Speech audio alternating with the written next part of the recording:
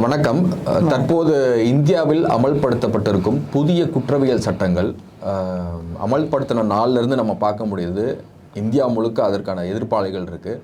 முதல்ல இந்த 3 குற்றவியல் சட்டங்கள் என்னங்கிறத சொல்ல முடியுமா? கண்டிப்பாக.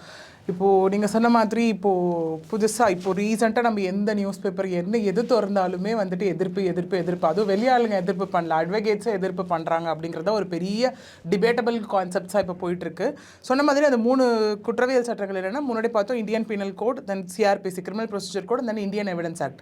இது 3யுமே கம்ப்ளீட்டாக ஸ்கிராப் டவுன் பண்ணி தான் புது ஆக்டை என்ஆக்ட் பண்ணியிருக்காங்க. தட் இஸ் அமெண்ட்மெண்ட் பண்ணலை, ஆக்டை என்ஆக்ட் பண்ணியிருக்காங்க. That is BNS, BNSS, BSA அப்படின்னு சொல்லி. ஸோ இந்த ஆக்ட் எல்லாமே வந்துட்டு கொண்டு வந்திருக்காங்க. பட் ஏன் வந்துட்டு இந்த இடத்துல எப்படி சொல்கிறது, நிறைய கான்ட்ரவர்சிஸ் ரைஸ் ஆகுது அப்படின்னும் போது நம்ம பார்க்க வேண்டிய விஷயம் என்னென்னா, பேசிக்காக 3 விஷயம் பார்க்கணும். ஏன்னா ஒரு லா என்ஆக்ட் பண்ணுறோம் அப்படின்னா, இல்லை புதுசாகவே ஒரு விஷயம் கொண்டு வரோம் அப்படின்னா யாருக்காக அது இருக்கணும்? பாதிக்கப்பட்டவங்களுக்காக இருக்கணும். பாதிக்கப்பட்டவங்கக்கிட்ட ஒப்பீனியன் கேட்டு தான் அந்த லாவை கொண்டு வரணும். இந்த நியூ என்ஆக்ட்மெண்ட்டில் அந்த விஷயம் நடக்கவே இல்லை. ரெண்டாவது, ஆஸ் பர் லா பார்த்தோன்னா லா கமிஷன் கிட்ட கன்சல்ட் பண்ணி தான் ஒரு புது ஆக்ட் என்ஆக்ட் பண்ணுறதோ இல்லை ஒரு புது செக்ஷன் ரிப்பீல் பண்ணுறதோ டீக்ரிமினலைஸ் பண்ணுறதோ எதுவோ பண்ணணும். அதுவுமே இங்கே பண்ணவே இல்லை. இன்னொன்று, மெஜாரிட்டி பாஸ் பண்ணி தான் ஒரு லாவை கொண்டு வரணும். தட் இஸ் அப்போசிஷன் பார்ட்டியும் வச்சுட்டு அந்த விஷயமும் இங்கே பண்ணலை. ஸோ பேசிக் 3 விஷயம் இங்கே எதுவுமே நடக்கவே இல்லை. இது ஒரு ரீசன் ஃபார் ஏன் இந்த லா வேணும் அப்படின்னு கேட்கறதுக்கான ஒரு கொஸ்டின் மார்க் ஒன்று.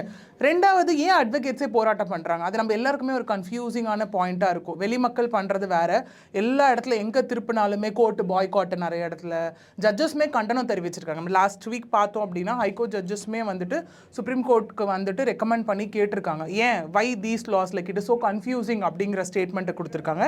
அதுக்கான ரீசன் என்னன்னு நான் சொல்லிடுறேன். ஏன்னா நம்ம எல்லாருக்குமே தெரியும், ஜூலை 1க்கு அப்புறம் இந்த லா தான் ஃபாலோ பண்ணணும் அப்படிங்கிறது நமக்கு வந்து லைக் ஒரு கைண்ட் ஆஃப் கெசட்டட் இன்ஃபர்மேஷன். ஓகேவா? அப்படி நம்ம நடக்கும்போது என்னென்னா, before that is June last week, இல்லை நீங்கள் ஜூன் லாஸ்ட் டேட் கூட எடுத்துக்கோங்க, ஜூன் 30 ஒரு 11:59க்கு கூட எடுத்துக்கோங்க. ஒரு இன்சிடென்ட் நடக்குது அப்படின்னா, if a person is going and giving a complaint before 12 o'clock அப்படின்னா கம்ப்ளைண்ட் எடுத்துருவாங்க. சரிங்களா? எடுத்துகிட்ட அப்புறம் அது எதை வச்சு சிஎஸ்ஆர் போடுறது, எதை வச்சு எஃப்ஐஆர் போடுறது, இது ஒரு பாயிண்ட். செகண்ட் பாயிண்ட், பெரிய கான்ட்ரடிக்டரி விஷயம் என்ன அப்படின்னா, எதுக்கெல்லாம் பழைய லா ஃபாலோ பண்ணணும், எதுக்கெல்லாம் புது லா ஃபாலோ பண்ணணும் அப்படிங்கிறது அடுத்த கான்ட்ரடிக்டரி பாயிண்ட். ஸ்டில் என்ன சொல்லியிருக்காங்க அந்த விஷயத்தில் அப்படின்னா, பழைய கம்ப்ளைண்ட்ஸ், பழைய சிஎஸ்ஆர், பழைய எஃப்ஐஆர் போட்டது, பழைய கிரிமினல் ஆக்ட்ஸ் ஃபைல் பண்ணது எல்லாமே பழைய ஆக்ட்லேயும் ஜூலை 1க்கு அப்புறம் நடக்கிற இன்சிடென்ட்ஸ் எல்லாத்தையும் ஃபாலோ பண்ணுறதுக்கு புது ஆக்டையும் ஃபாலோ பண்ணணும் அப்படின்னு சொல்லியிருக்காங்க. ஈவன் அது அட்வொகேட்ஸ்க்கும் ஜட்ஜஸ்க்குமே பெரிய கன்ஃபியூசிங்கான பாயிண்ட். பிகாஸ் ஃபார் எக்ஸாம்பிள், இப்போ ஒரு அட்வொகேட்ஸ் போகும்போது கோர்ட்டில் போய்ட்டு நாங்கள் ஒரு ஆர்கியூ பண்ணணும் அப்படின்னும் போது பழைய ஆக்ட்லேயும் நாங்கள் ஆர்கியூ பண்ண வேண்டியதாக இருக்கும் ஃபார் பிஃபோர் கேசஸ், புதிய ஆக்ட்லேயும் வந்துட்டு நாங்கள் ஆர்கியூ பண்ண வேண்டியதாக இருக்கும் for present cases. Okay, this is one point. இன்னொன்று, ஒரு எல்லாருமே கேட்குற ஒரு விஷயம் என்னென்னா, ஓகே லாவை மாற்றணும்னு விருப்பப்பட்டாங்க, ஓகே எல்லாமே ஃபைன். அப்படி இருக்கும்போது ஏன் இருக்க ஆக்டில் என்ஆக்ட்மெண்ட் பண்ணியிருக்கக்கூடாது? விச் மீன்ஸ் இருக்க ஆக்ட்லேயே ஒரு ஃபார் எக்ஸாம்பிள் ஏதோ ஒரு விஷயத்தை ஆட் பண்ணுறதோ இல்லை அதுலேருந்து ஸ்கிராப் டவுன் பண்ணுறதோ பண்ணாமல் what is a necessity for enacting a new act அப்படிங்கிறது தான் அந்த இடத்துல வந்து கொஷின் மார்க். இந்த கொஷின் ஏன் வருது அப்படின்னு பார்த்தீங்கன்னா, புது ஆக்டில் ஒன்றும் பெரிய மாற்றங்கள் எதுவுமே கிடையாது. ஜஸ்ட் கட் காப்பி பேஸ்ட் பண்ணி இதில் எடுத்துகிட்டு வந்து, ஃபார் எக்ஸாம்பிள் ஐபிசியில் எடுத்துக்கினா அதில் வந்து 511 செக்ஷன்ஸ் இருக்குது. இப்போ அதை கட் டவுன் பண்ணி கிட்டத்தட்ட 300+ செக்ஷன்ஸ் வந்து இங்கே கொண்டு வந்திருக்காங்க.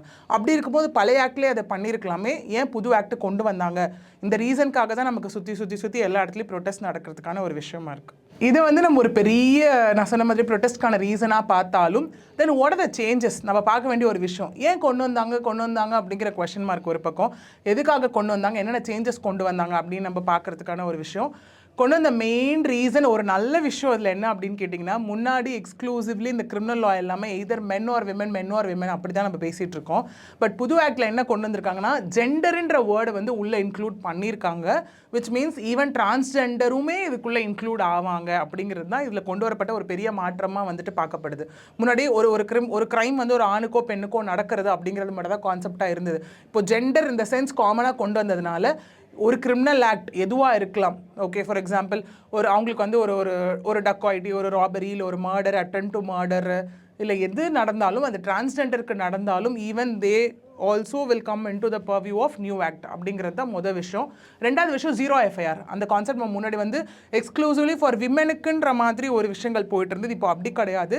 இப்போ ஒரு பர்சன் எங்கே இருந்தாலும், எங்கே இன்சிடென்ட் நடந்தாலும் அவங்க நியர்பை போலீஸ் ஸ்டேஷன் போய்ட்டு அவங்க வந்து கம்ப்ளைண்ட் ரெஜிஸ்டர் பண்ணிக்கலாம். பண்ணிவிட்டு அதுக்கப்புறம் எந்த கன்சர்ன் ஸ்டேஷனும் அங்கேருந்து அங்கே வந்துட்டு கம்ப்ளைண்ட்டை வந்து லைக் ஃபார்வர்ட் பண்ணுவாங்க. மூணாவது விஷயம் என்னென்னா, முன்னாடி ஒரு ஃபார் எக்ஸாம்பிள் இப்போ நான் இருக்கேன், நான் போய் கம்ப்ளைண்ட் கொடுக்குறேன் அப்படின்னும் போது அது வந்து கம்ப்ளைண்ட் வந்து சிஎஸ்ஆர் ஆகி சிஎஸ்ஆர் எஃப்ஐஆர் ஆகுது, எஃப்ஐஆர் சார்ஜ் ஷீட் ஆகுது, தென் கன்ஃபெஷன் ஸ்டேட்மெண்ட் கொடுப்போம், என்னோட விட்னஸ் எல்லாமே இது எல்லாமே போகும்.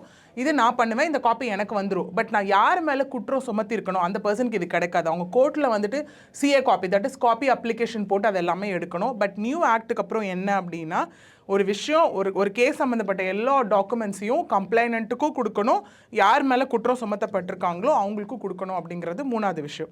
நாலாவது விஷயம் என்ன அப்படின்னு பார்த்தோன்னா, விக்டிம் ப்ரொடெக்ஷன் அப்படிங்கிற ஒரு கான்செப்ட் இதில் இருக்குது. முன்னாடி நிறைய பேர் ஏன் சாட்சி சொல்ல வரமாட்டாங்க, பயந்துக்கிட்டே சாட்சி சொல்ல வரமாட்டாங்க நிறைய பேர். ஐயோ நான் வந்தால் என்ன ஏதாவது பண்ணிடுவாங்களோ, என் உயிருக்கு உத்தரவாதம் இல்லையோ, எனக்கு பயமாக இருக்கோ, என்னை மிரட்டுறாங்க அப்படின்னு யாருமே வரமாட்டாங்க. இனிமேல் யாருக்குமே அந்த பயம் வேண்டாம். ஒரு தப்பு நடக்குது, நீங்கள் வந்து அதை பார்க்குறீங்க, விட்னஸ் பண்ணுறீங்க, இல்லை நீங்கள் கேள்வி பண்ணுறீங்க, இல்லை நீங்கள் ஒரு விக்டிம் கூட நீங்கள் ட்ராவல் பண்ணுறீங்க அப்படின்னா நீங்கள் பயப்படாமல் தாராளமாக கோர்ட்டுக்கு போய் உங்களுக்கு என்ன தெரியுதோ அதை நீங்கள் சொல்லலாம். ஸ்டேஷனுக்கு போய் உங்களுக்கு என்ன தெரியுதோ அதை நீங்கள் சொல்லலாம். பிகாஸ் அதில் விக்டிம் ப்ரொடெக்ஷன்ன்ற ஒரு கான்செப்ட் இருக்குது. அப்படியே உங்களை யாராவது ஏதாவது த்ரெட்டன் பண்ணால் கண்டிப்பாக போலீஸ் அதுக்கான ஆக்ஷன் எடுத்து உங்களை வந்துட்டு ப்ரொடெக்ட் பண்ணுவாங்க. ஓகே, நாலாவது விஷயம். அஞ்சாவது விஷயம் இதில் என்ன அப்படின்னு பார்த்தோன்னா, விமன் அண்ட் சில்ட்ரனுக்கான அஃபென்சஸ் வந்து ரொம்ப ஸ்ட்ரிக்ட் ஆக்கியிருக்காங்க. முன்னாடி வந்து பனிஷ்மெண்ட்ஸ் வந்துட்டு ரொம்ப கம்மியாக இருக்கும் போது இப்போ வந்து ஸ்ட்ரிக்ட் ஆக்கியிருக்காங்க. அடுத்த விஷயம் ஹிட் அண்ட் ரன் அந்த கான்செப்ட் பார்க்கும்போது முன்னாடி அது வந்து ஒரு டிராஃபிக் ரூல்ஸில் ஓகே அது ஒரு விஷயமா பார்க்கப்பட்டது. இப்போ வந்து 10 years வரைக்கும் அதுக்கு வந்து பனிஷ்மெண்ட் வந்து எக்ஸ்டெண்ட் பண்ணியிருக்காங்க இந்த விஷயத்தில்.